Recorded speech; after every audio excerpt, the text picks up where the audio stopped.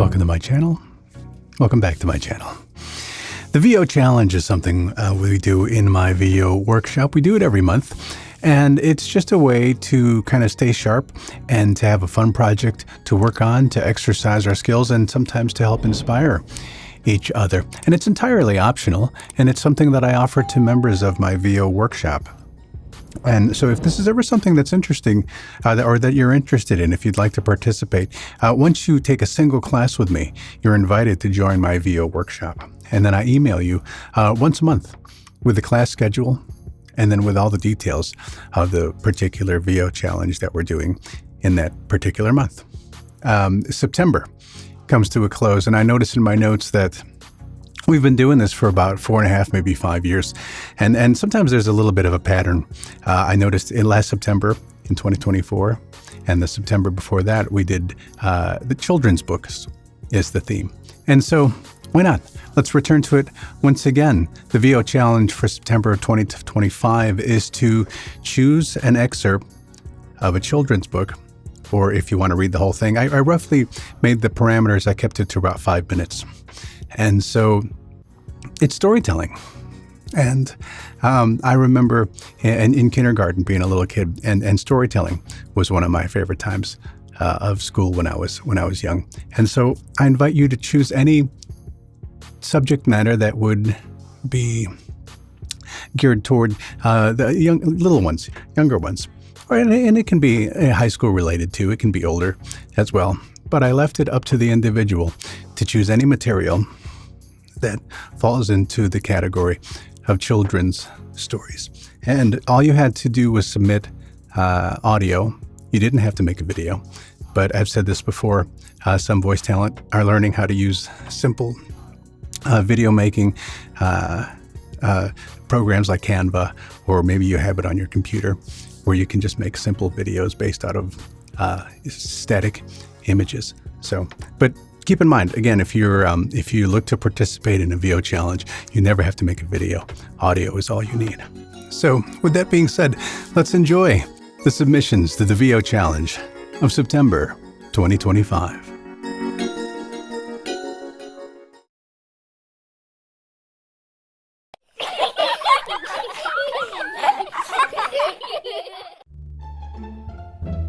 Happy Go Ducky. Written by Jackie Urbanovic. Max was happy. Too happy. He stared at the sky with a strange grin on his face. Smell the flowers, he said. Feel the breeze. What's with him? Asked Coco. Spring fever, said Bibi. Today's the first day of spring. Coco waved a paw in front of Max. He didn't blink. Will he be like this all day? Coco asked. All day, said Bibi. Coco and Bibi went inside. Irene came out. I'm leaving for the day, Max. You're in charge, okay? Okay, said Max in a dreamy voice. Irene told Max what to do. Mail, plant, sweep, scrub, dishes, trash, grass, kittens. As soon as Irene left, Max got started. Coco looked out the window. Baby, she said, why is Max sweeping the grass? Max dragged the hose inside. Sweep the grass, he said. Water the floor. Oh no, said Bibi. It's Irene's day away. Guess who she left in charge? Max turned on the hose. Yelled Coco and Bebe. She grabbed the hose and shut it off. Max wandered away. What do we do? Cried Bibi. We have to undo everything Max does, Coco said. Starting with this mess. Meanwhile, Max was busy. Take out the dishes, he said. Put away the trash. Mail the salad. Toss the letters. Plant the laundry. Hang the seeds. Coco and Bibi ran around all day, fixing Max's mix-ups. What's Max up to now? Asked Coco. Bibi peeked in the kitchen window. He has some potatoes. said Bibi. What? I think he's trying to feed the potatoes the kittens' food. Feed the potatoes, said Coco. Coco and Bibi got the giggles.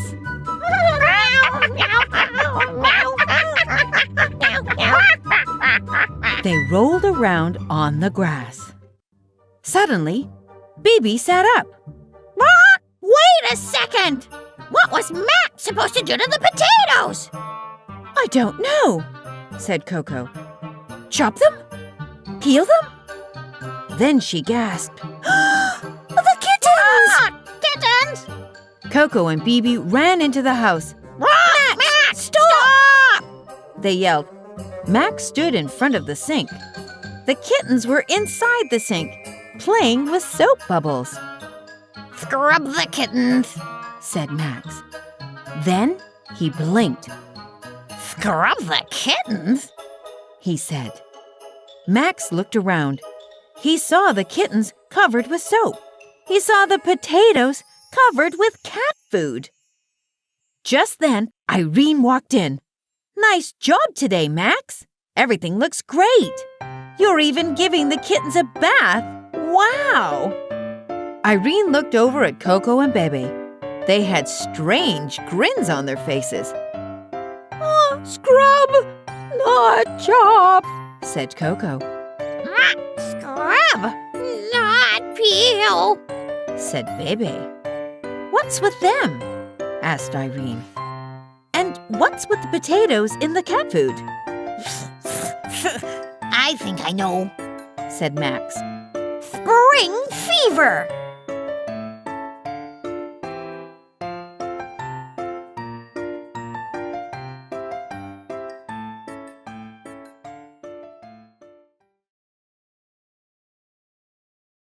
Thurman, a very special turkey, written by Tim Evans. As the dew started to melt away from the warmth of the morning sun, Thurman, his brother Thomas, and his sister Tina all hatched. Thomas is the big brother because he hatched first. Thurman followed, so he's the middle brother, and then hatched his little sister Tina. As time went on, Big Brother Thomas became a strong turkey with fully colored feathers, a big chest, and drumsticks. He was everyone's favorite male turkey on the farm. Little sister Tina was a beautiful hen with pure white feathers. She was friends with everyone on the farm and very popular with the other turkeys. Now Thurman was not like other turkeys. He had to wear very thick glasses to see. He had trouble talking to others, and he couldn't walk or run very fast. When it came to the farmers to pick the best in show turkeys, there was really no competition. Thomas won all-around best male turkey, and Tina won first place as top turkey hen. Thurman was very happy for his big brother and little sister. He was so proud of them. But there was sadness in Thurman's heart and tears in his eyes. He knew he could never be like his brother and sister and the best all-around turkey. Thurman decided to take a walk alone. He found a log and sat down to rest. Behind Thurman were big evergreen bushes. He heard laughter, clapping, and singing from behind them. Thurman stood up on the log and peeked through the evergreens. He saw a deer, a raccoon, a moose, a rabbit, a fox, and a bear all playing together. There was one thing they had in common. They all looked different. Darwin Deer had only one antler. Randy Raccoon was in a wheelchair. Morris Moose was very small. Rhonda Rabbit had a hearing aid. Furry Fox wore glasses just like Thurman. And Bert Bear just smiled because he couldn't talk. Once the animals noticed Thurman peeking through the evergreens, they all stopped playing. They ran to the evergreens, smiled, and invited Thurman to join them. Thurman was so excited, he jumped through the evergreens as fast as he could to play with the other animals. But before they could start playing, they shared with Thurman their oath that they say every day as a group. I pledge to be kind and include everyone, to stand up for those who need my help, and to make a difference every day because I can. All the animals, including Thurman, played, laughed, and sang the day away. Thurman knew he could never be the best in show turkey, but more importantly, he knew that he is a special turkey, and all of his new friends accepted him for who he is. Thurman, a very special turkey. Casey at the Bat, a poem by Ernest Lawrence Thayer, and read by Richard Durrington.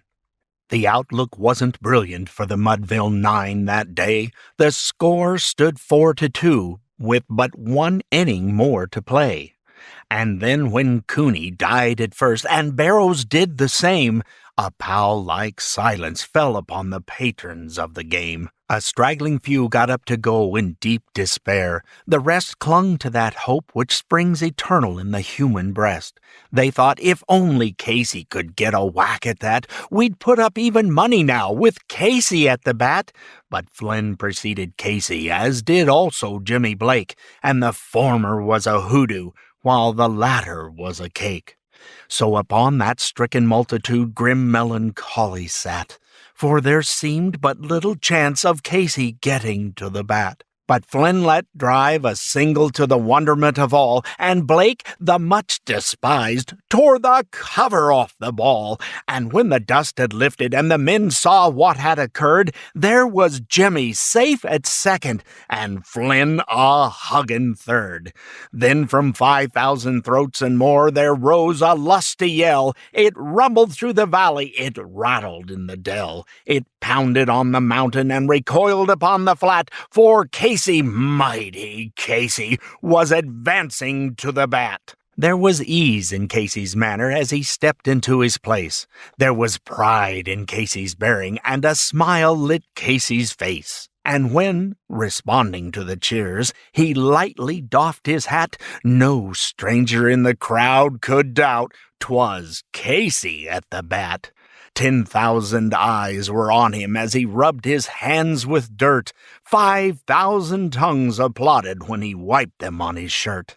Then, while the writhing pitcher ground the ball into his hip, defiance flashed in Casey's eye. A sneer curled Casey's lip. And now the leather-covered sphere came hurtling through the air, and Casey stood a-watching it in haughty grandeur there. Close by the sturdy batsman the ball unheeded sped. "That ain't my style," said Casey. "Strike one," the umpire said. From the benches black with people there went up a muffled roar, like the beating of the storm waves on a stern and distant shore. "Kill him! Kill the umpire!" shouted someone on the stand, and it's likely they'd have killed him had not Casey raised his hand. With a smile of Christian charity, great Casey's visage shone. He stilled the rising tumult, he bade the game go on. He signaled to the pitcher, and once more the dun sphere flew, but Casey still ignored it, and the umpire said, "Strike two!" "Fraud!" cried the maddened thousands, and answered, "Fraud!" But one scornful look from Casey, and the audience was awed. They saw his face grow stern and cold, they saw his muscles strain, and they knew that Casey wouldn't let that ball go by again. The sneer has fled from Casey's lip, his teeth are clenched in hate. He pounds with cruel violence his bat upon the plate. And now the pitcher holds the ball, and now he lets it go, and now the air is shattered by the force of Casey's blow. Oh, somewhere in this favored land the sun is shining bright. The band is playing somewhere, and somewhere hearts are light. And somewhere men are laughing, and little children shout. But there is no joy in Mudville. Mighty Casey has struck out. Time for Bed, Sleepyheads, by Normand and Sandra Chartier. It is the end of a busy day. Mommies and daddies all over the neighborhood call their children in from play. Time for bed, sleepyheads, says Father Raccoon. The kits slowly pick up their toys. In her home down by the pond, the mother duck draws a warm, bubbly bath. She helps her drowsy ducklings undress and hang up their clothes. The little ducks splash in soap and scrub till Mother Duck says, "Out of the tub now, it's time for bed." Over in the meadow, in a neat little burrow, Mommy Rabbit dries and powders her sleepy bunnies. When they are all in clean pajamas, Mommy gives each baby a squeeze. She says, "You smell so sweet." "Don't spill your cocoa," says Papa Possum to his tired little possum. While they share a bedtime snack, they talk about their day. "Time for bed, sleepyhead," says Mama. Small Possum sighs and sips the last drop of cocoa from his cup. The little beavers busily brush their teeth and rinse their brushes. Daddy Beaver peeks in to make sure their teeth are shining clean. "Who wants a bedtime story?" he asks. "We do!" cry the happy little beavers. The owlets love bedtime stories too. "Once upon a time," begins Mother Owl. But by the time she reads, "And they all lived happily ever after," the little one's eyelids are very droopy. In the bear family's cozy den, Mama Bear leads her cubs in their bedtime prayers. Then the little bears give their mother lots of good-night hugs and kisses and shuffle off to bed. "It's time for bed, you sleepyheads," says Mother Goose. The goslings fluff up their pillows and snuggle down in between the sheets. Daddy pulls up the covers and tucks the tired goslings in. "Lullaby and good night," sings Father Rooster. His sweet song lulls the chicks to sleep. Mother Hen turns on the nightlight. "Sweet dreams," she whispers as she and Father tiptoe out and softly shut the door. Now all is quiet. Stars twinkle in the night sky. Moonlight shines on every housetop. Sleepyheads all over the neighborhood are snug in their beds at last. Shh.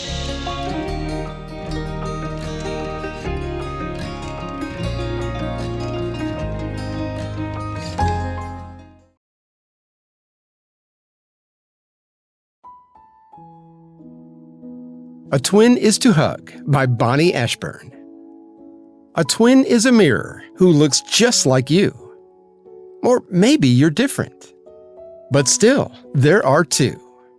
Maybe the same nose or similar eyes. Maybe the same giggle. Maybe the same cries. A twin is two tummies, 4 ears, 20 toes. 2 moods, attitudes, and a bond that just grows. A duet, a matched set. Always two, never more. A twin is a shadow who's hard to ignore. A twin is a nudge, a gesture, a look. A twin lap is just the right size for a book. A twin is enough to play follow the leader. A twin is your food I don't want to eat eater. A twin is a whisper, a partner in crime. A twin is an echo, a mimic, a rhyme. A twin can go first, but a twin has to share everything, always. And no, it's not fair. A twin must take turns. A twin has to wait. A twin will compare and compete and debate. A twin is to hug or to kiss or to shove. It's all about balance. It's all about love. Whatever the weather, a twin is together. A rock to your roll, a heart to your soul. A twin is a language you both understand. A twin is your also, your two, and your and. Hand in hand, side by side. A twin is your friend, every step of the way, from beginning to end. Good night, girls. We love you.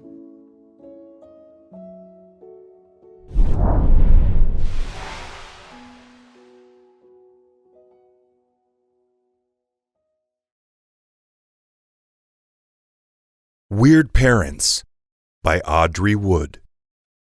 For Arthur Levine, who has weird parents too. There once was a boy who had weird parents. No matter how many times he told them not to, the weird parents did weird things whenever they went out into the world.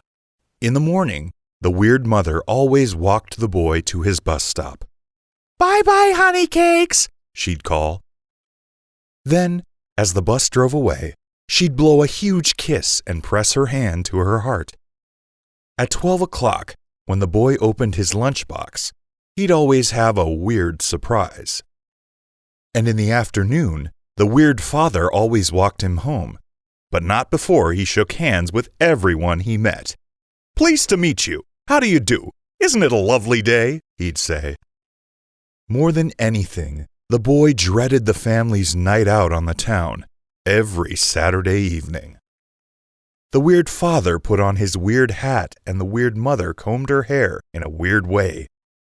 Then they would dance all the way down the stairs to their weird car.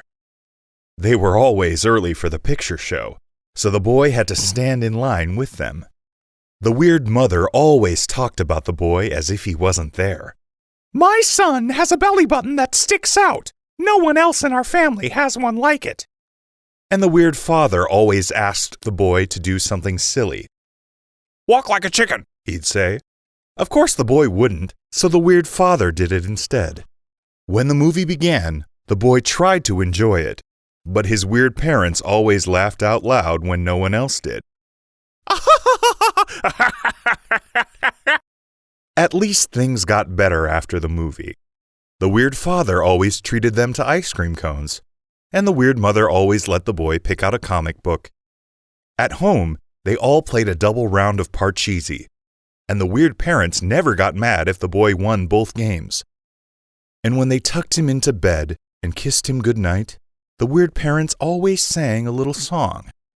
"Sweet dreams, we love you. Good night. Now don't let the bed bugs bite. Don't let the bed bugs bite." But as the boy lay in bed trying to go to sleep, he couldn't help wishing his parents weren't weird anymore.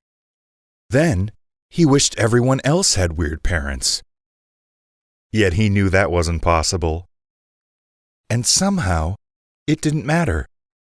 After all, they were his parents, weird or not. Casey and Bella Go to New York City by Jane Lavasio. Casey walked to the window sill and pressed her nose against the glass. She whispered to the city beyond the hill, "I hope my owners get home fast." The door to the apartment opened and in rushed Jane and Jeff. "Casey, we're home," they cried. "It's like we never left." She ran to her owners to give them both kisses, first to the Mr. and then to the Mrs. She then sat down by her owner's feet. They patted her head and gave her a treat.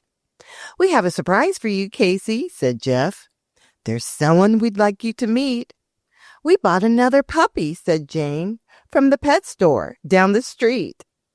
Jeff said, "Casey, this is Bella," and they gave each other warm hellos. Casey sniffed at Bella's snout, then Bella licked her nose. Jeff and Jane were happy that their dogs were friends so soon. The pair of pets romped and ran the entire afternoon. Next morning, after Jane and Jeff left early for the day, Bella woke up Casey. "Come on, let's go outside and play." Casey rubbed her eyes and said, "There are rules for dogs like us. Number 1, obey your owners without a lot of fuss. We give lots and lots of kisses. That's rule number 2.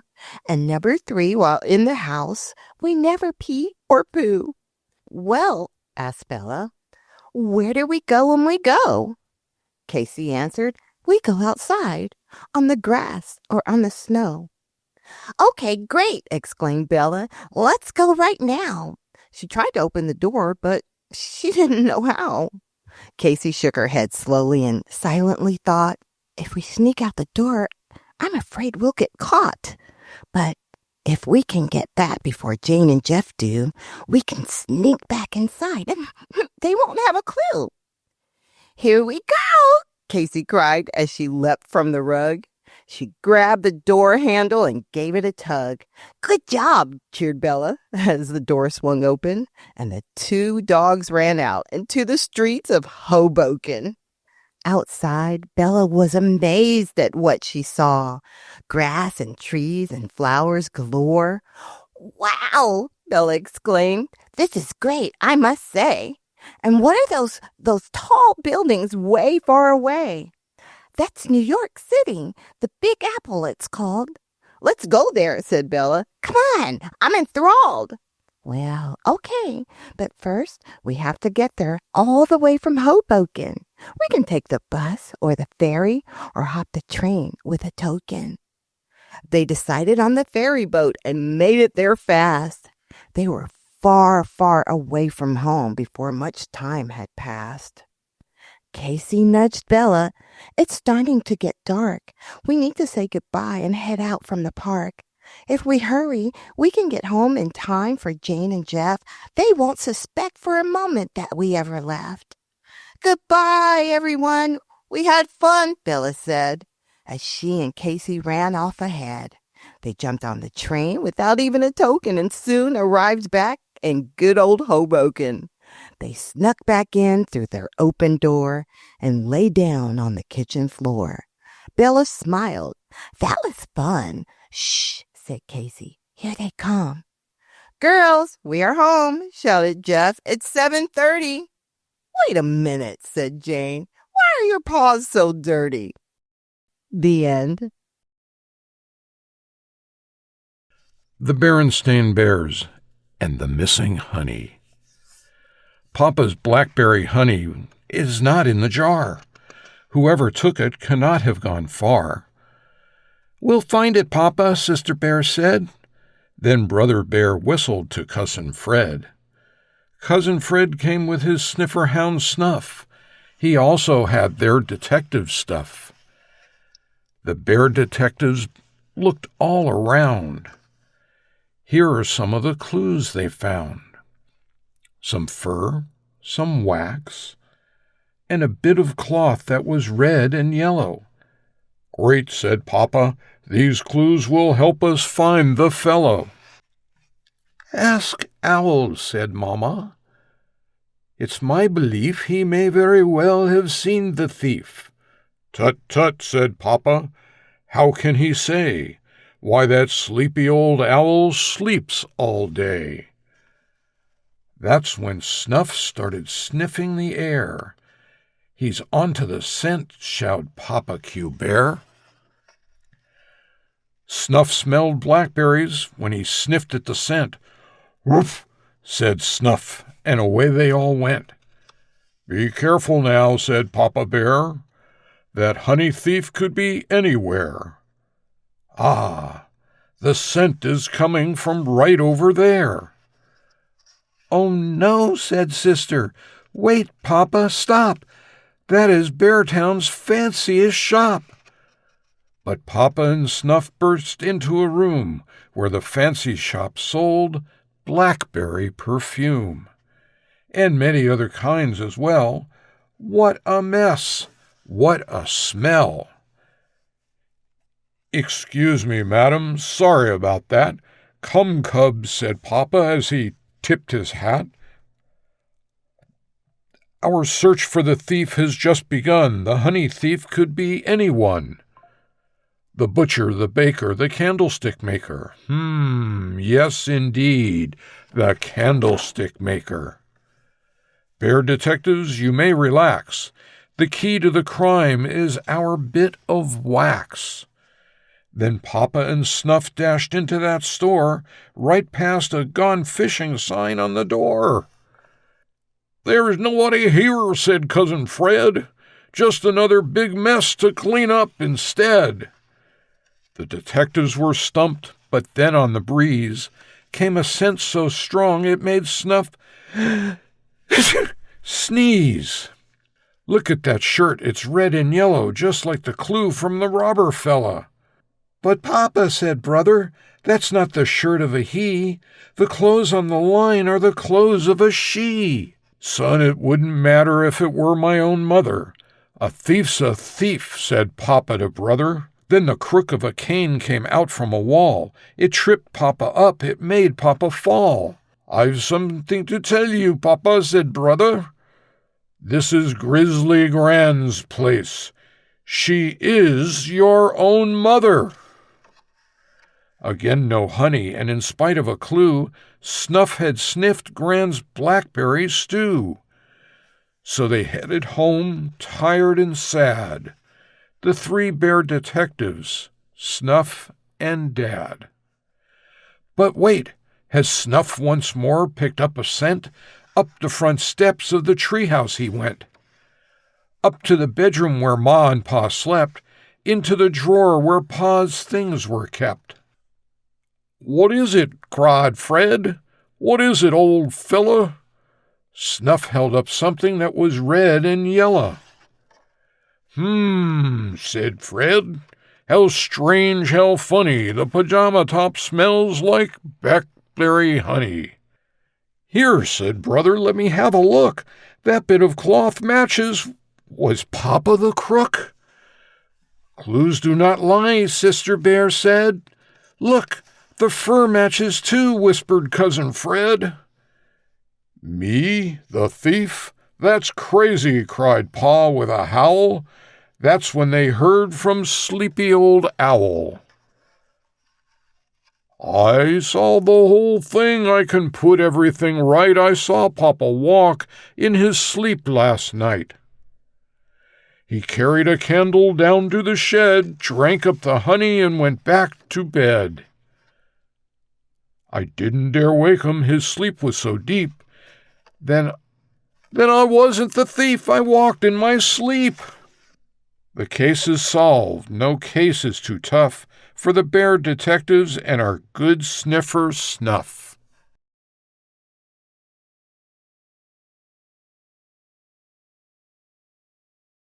Welcome to Expectations, said a carefully lettered sign on a small house at the side of the road.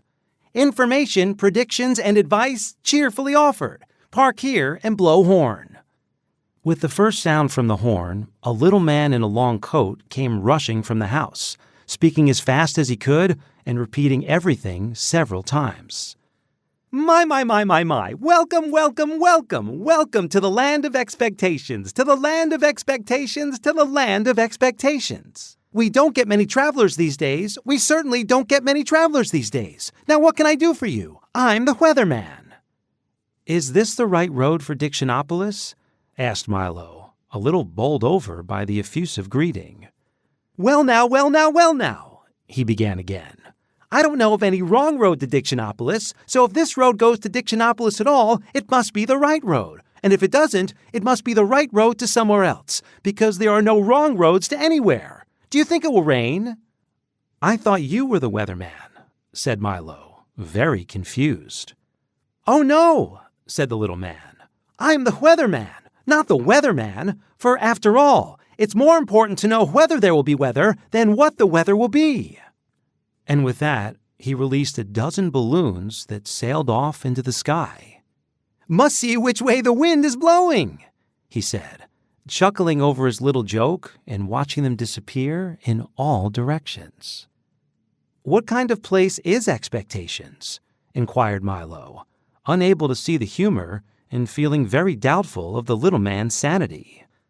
Good question, he exclaimed. Expectations is the place you must always go to before you get to where you're going. Of course, some people never go beyond expectations, but my job is to hurry them along whether they like it or not. Now, what else can I do for you? And before Milo could reply, he rushed into the house and reappeared a moment later with a new coat and an umbrella. I think I can find my own way, said Milo. Splendid, exclaimed the weatherman. Whether or not you find your own way, you're bound to find some way. If you happen to find my way, please return it, as it was lost years ago. I imagine by now it's quite rusty. You did say it was going to rain, didn't you?" And with that, he opened the umbrella and walked with Milo to the car. Maisie Comes to Morningside by Aileen Patterson. For as long as she could remember, Maisie Mackenzie had lived on a tiny farm in a distant glen among the great northern mountains of Scotland. She lived there with her daddy, who was a famous explorer, and when he wasn't far away exploring, he spent all day at his typewriter writing exciting books about his travels. Because he was very busy and a bit absent-minded, Maisie was allowed to run free. One Thursday, after breakfast, Maisie's daddy said he would soon have to go away for a long time on one of his expeditions. "Can I come with you?" asked Maisie. "I'm sure I'd be good at discovering things." "Not this time," said Daddy. "I'll take you with me when you're a bit bigger. Instead, how would you like to go and stay with your granny in Edinburgh?" Now, Maisie's granny was the nicest kind of granny a little kitten could wish for. She knitted lovely Fair Isle jerseys for Maisie and posted them to the farm in brown paper parcels tied with string, which Maisie used for playing cat cradle, and she always put a bag of sweeties in too. She knew that for Granny, Edinburgh was the most beautiful city in the world, and that Morningside, where she lived, was the finest place in Edinburgh. "Can I?" cried Maisie with delight. "I'd love to stay with Granny. I can explore Edinburgh while you explore the jungle. Morningside is such a pretty name. I'm sure that I will be happy there." Daddy drove her to the little Highland railway station at the foot of the glen to put her on the Edinburgh train. He kissed her goodbye and promised to write every week with news from the jungle and stories about the fierce wild animals he was sure to see. She felt a bit sad as the train pulled out, but she was looking forward to seeing Granny, so she quickly settled down to enjoy the journey. She woke just as the train was arriving at the station in Edinburgh, and there on the platform, dressed in her very best coat and hat, stood Granny. When she saw Maisie, Granny ran forward and gave her a big hug. "Welcome to Edinburgh, Maisie," she said. They took a shiny maroon taxi from the station, and Maisie stared out at the darkening city. Huge dark buildings towered against the night sky. There were cars, buses and lorries tooting their horns on all sides. Everyone was rushing somewhere, and there were no fields, lambs, or haystacks to be seen. Maisie sat back and cuddled close to Granny, shivering a little. When they arrived at Granny's street, Maisie jumped out of the taxi and groaned to herself. "So this is Morningside?" she thought. "What a disappointment!" Granny lived in a flat up a stair in one of the tall grey tenement buildings. She did not even have a garden. Maisie's tail drooped sadly. They went upstairs and Granny made some hot cocoa. She examined the holes in Maisie's jersey and poked at the tuggy bits in her fluffy coat. "Dearie me, Maisie Mackenzie, you look a right ticket," she exclaimed. "You can't walk about Morningside looking like that. I'll run you a nice hot bath and give your clothes a wee wash and a mend." Maisie, like all kittens, hated water. On the farm, she had made do with a lick and a promise. Now, the soap stung her eyes and Granny was very vigorous with the sponge. Maisie climbed out of the bath, looking the picture of misery. Then, Granny combed out every tingle in her fur. There now, Granny said approvingly. That's much better. But Maisie did not think so. She began to miss her daddy and the freedom of the hills. That night, in Granny's spare room bed, she thought of her friends in the glen and wondered if they would miss her.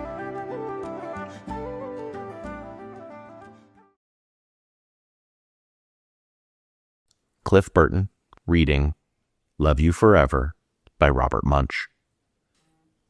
A mother held her new baby and very slowly rocked him back and forth, back and forth, back and forth. And while she held him, she sang, I'll love you forever, I'll like you for always, as long as I'm living, my baby you'll be. The baby grew. He grew and he grew and he grew. He grew until he was 2 years old, and he ran all around the house. He pulled all the books off the shelves. He pulled all the food out of the refrigerator, and he took his mother's watch and flushed it down the toilet. Sometimes his mother would say, This kid is driving me crazy. But at nighttime, when that 2-year-old was quiet, she opened the door to his room, crawled across the floor, looked up over the side of his bed, and if he was really asleep, she picked him up and rocked him back and forth, back and forth, back and forth.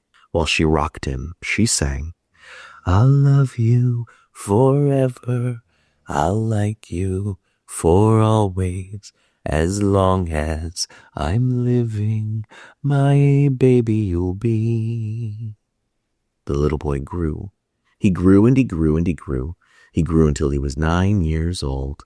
And he never wanted to come in for dinner. He never wanted to take a bath. And when Grandma visited, he always said bad words. Sometimes his mother wanted to sell him to the zoo. But at nighttime, when he was asleep, the mother quietly opened the door to his room, crawled across the floor, and looked up over the side of the bed.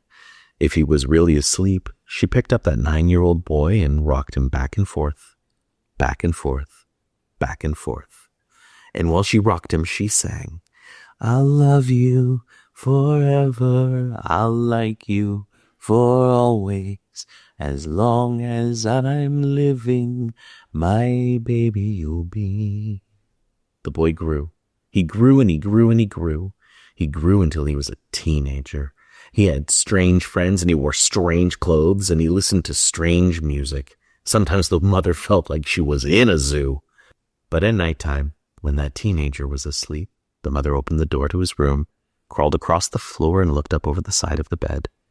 If he was really asleep, she picked up that great big boy and rocked him back and forth, back and forth, back and forth. While she rocked him, she sang, I'll love you forever, I'll like you for always, as long as I'm living, my baby you'll be. That teenager grew. He grew and he grew and he grew. He grew until he was a grown-up man. He left home and got a house across town. But sometimes, on dark nights, the mother got into her car and drove across town. If all the lights in her son's house were out, she opened his bedroom window, crawled across the floor, and looked up over the side of his bed. If that great big man was really asleep, she picked him up and rocked him back and forth, back and forth, back and forth. And while she rocked him, she sang, I'll love you forever, I'll like you for always, as long as I'm living, my baby you'll be. Well, that mother, she got older. She got older and older and older. One day she called up her son and said, You'd better come see me because I'm very old and sick. So her son came to see her. When he came in the door, she tried to sing the song. She sang, I'll love you forever, I'll like you for always. But she couldn't finish because she was too old and sick. The son went to his mother.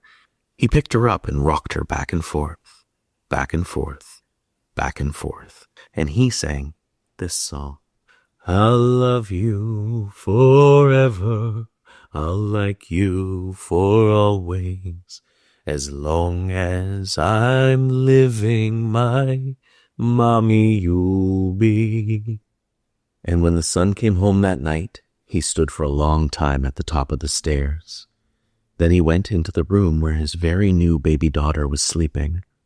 He picked her up in his arms and very slowly rocked her back and forth, back and forth, back and forth. And while he rocked her, he sang, I'll love you forever.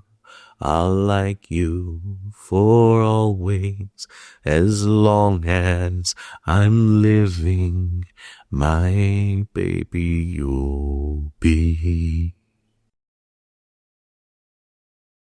The kids snickered as they sat down and scrolled through the iPad. They were a bit disappointed to find the standard boring apps like the weather and news. But as Audrey swiped to the last page, a small blue app icon appeared at the very bottom.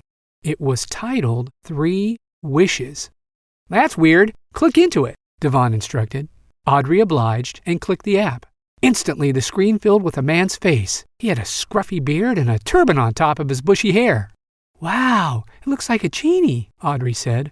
I prefer Magi, the man in the app appeared to say. The children stared wildly at the Magi, who floated around on the screen. He wore a white robe on top of a green robe, only to have a maroon robe on top of everything. Audrey couldn't help but wonder how Magi wasn't hot. But you guessed correctly. I'm a genie who can grant you 3 wishes, Magi explained. What's your first wish? Although Magi didn't look excited to be a genie, the kids took no notice. They were thrilled to make their first wish. They whispered to each other for several minutes before they were prepared to wish. Devon and I wish for an exciting adventure, Audrey wished. Magi nodded and snapped his fingers once. Your wish has been granted. But as soon as Magi uttered the words, the iPad with Audrey's hand began to tremble. Without warning, a short, sharp-faced man popped out of the screen and landed on the grass in front of the kids.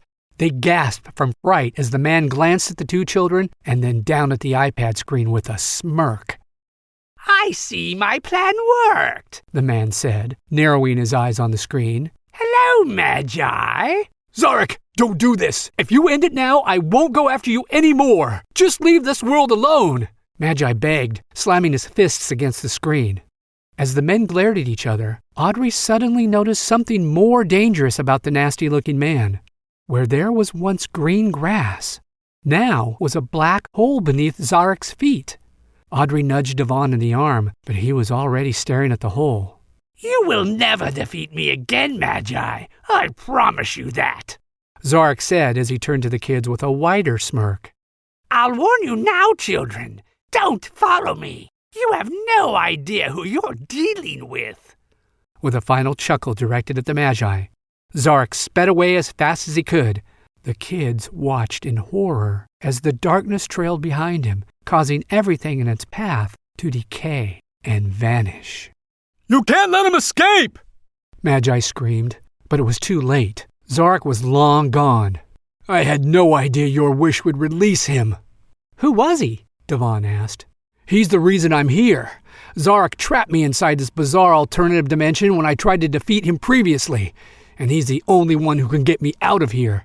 You must defeat him, or else I'll be stuck in here forever. Don't worry, we'll get him back, Audrey reassured the genie. There's more. If you don't find him, the world will be destroyed.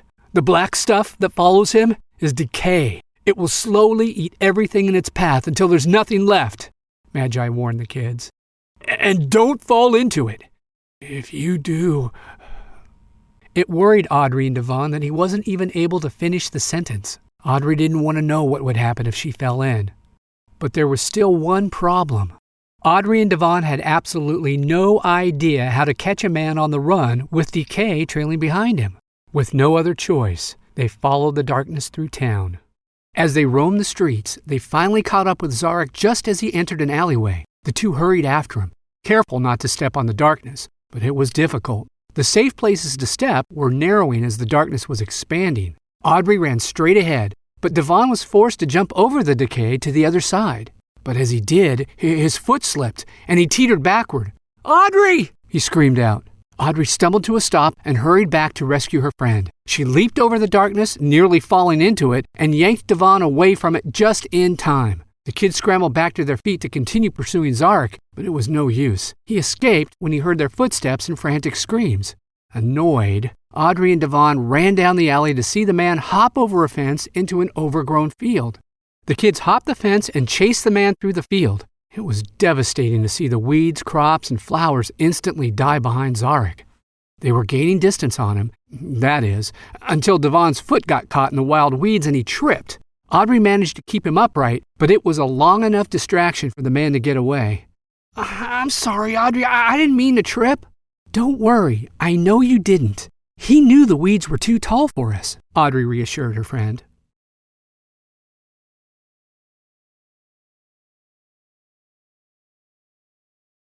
Barn Dance by Bill Martin Jr. and John Archambault, illustrated by Ted Rand, narrated by Mel Rose. Full moon shining big and bright, pushing back the shadows, holding back the night.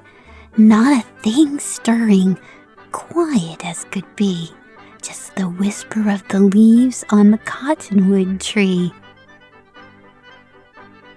Old hound dog whining in his sleep, dreaming after rabbits in a game of hide and seek. Over in the farmhouse, all the lights were out. Farmer and his wife and kids, not a one about. All except the skinny kid with questions in his head, much too full of wonderment to spend the night in bed. He was up, about, and listening when the night owl said, "Woo-hoo, come a little closer, come a little closer. Listen to the night, there's magic in the air."